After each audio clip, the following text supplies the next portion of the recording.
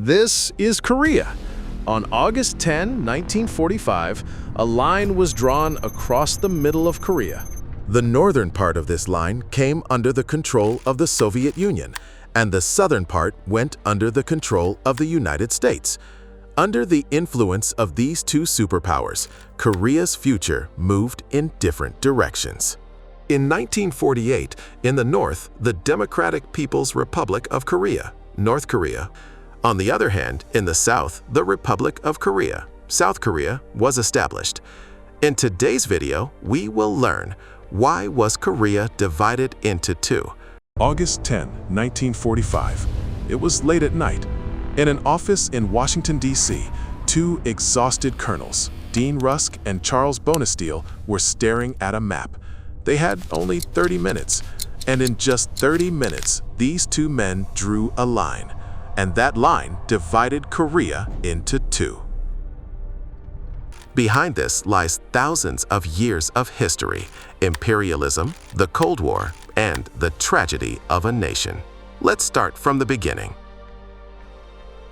From the 1st century to 668 AD, there were three powerful kingdoms on the Korean peninsula: Goguryeo, Baekje, and Silla. Goguryeo was a vast and powerful kingdom in the north, extending up to Manchuria.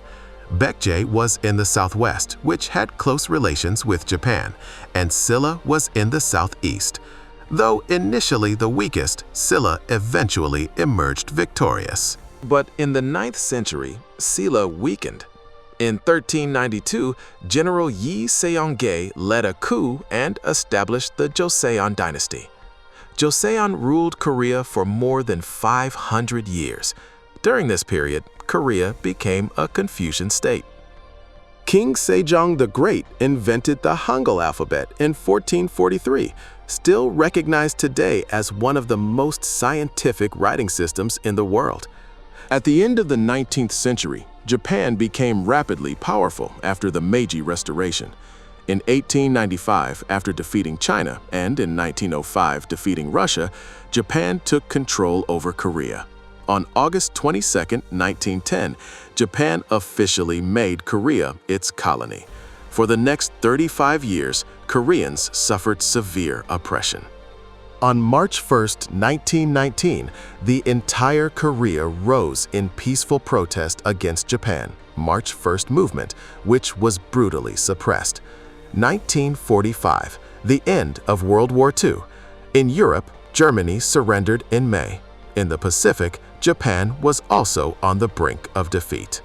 At that time, a crucial question arose: who would control Korea after liberation? In 1943, at the Cairo Conference, Roosevelt, Churchill, and Chiang Kai-shek declared, "Korea shall become free and independent in due course." On August 8, 1945, the Soviet Union declared war on Japan. Soon, Soviet forces began rapidly advancing into northern Korea. American forces were then in Okinawa, about 600 miles away. Seeing the rapid advance of Soviet forces, panic spread in Washington. What if the Soviets take over all of Korea? August 10, 1945. An emergency meeting in Washington. Assistant Secretary of War John McCloy sent two colonels, Dean Rusk and Charles Bonesteel, into a separate room. The instruction was simple: set a boundary as far north as possible that the Soviets would not object to. Rusk later wrote in his memoir, they only had an old National Geographic map. They wanted to keep Seoul under American control. Looking at the map, they noticed that the 38th parallel roughly divided the peninsula in half. Rusk himself admitted that this line made no economic or geographic sense. Surprisingly, the Soviets agreed immediately because they had already secured control of the larger northern part of Korea, and they had no intention at that moment of entering conflict with the Americans over the South. Not a single Korean was allowed to participate in this decision. The fate of millions of Koreans was decided in just 30 minutes by two exhausted Americans. September 7, 1945. General Douglas MacArthur announced that the area south of the 38th parallel would come under American military administration.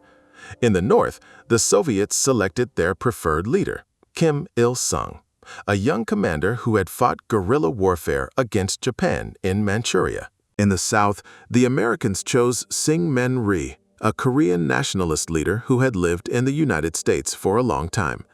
Two different political systems began to develop in the two regions. In May 1946, crossing the 38th parallel without a permit was declared illegal. In August, the Republic of Korea, South Korea, was established. In September, the Democratic People's Republic of Korea, DPRK, North Korea, was declared in the north. June 25, 1950, 4 a.m. About 75,000 North Korean troops crossed the 38th parallel and entered South Korea. This was the first major military conflict of the Cold War. North Korean forces were well-trained and equipped with Soviet weapons.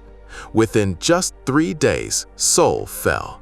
South Korean forces retreated to Busan, the southern tip of the peninsula. The United Nations responded immediately. About 90% of its forces were American. September 1950. Under General MacArthur, UN forces launched a massive amphibious landing at Incheon. It was as bold as the Normandy landings of World War II. As a result, North Korea's supply lines were cut off. UN forces advanced north rapidly, captured Pyongyang, and reached the Yalu River near China's border. China warned, "If you advance further, we will enter the war." MacArthur ignored the warning. October 1950. Hundreds of thousands of Chinese troops entered North Korea. In intense battles, UN and South Korean forces were pushed back. Due to heavy losses on both sides, they were eventually forced into negotiation. The result of this long bloodshed was essentially zero. Both Koreas remained on either side of the 38th parallel. The statistics of this war are still chilling. Total deaths, about 5 million. South Korea, about 1.3 million, and North Korea, about 500,000 soldiers killed. About 2 million civilians died, more than half of the total casualties. 36,574 American soldiers killed. July 27, 1953. An armistice agreement was signed at Panmunjom, but notably, it was not a peace treaty. South Korean President Syngman Rhee did not even sign it. That means, technically, North and South Korea are still at war today. During and after the Korean War, more than 10 million Korean families were divided between North and South. Since 2000, only 21 limited family reunions have been held. Most of those in the South who could not meet their relatives in the North are now between 70 and 90 years old. Many of them will not live much longer. Do you think Korea will reunify in the future? Share your opinion in the comments, and don't forget to subscribe to the channel to get regular geography and geopolitical videos.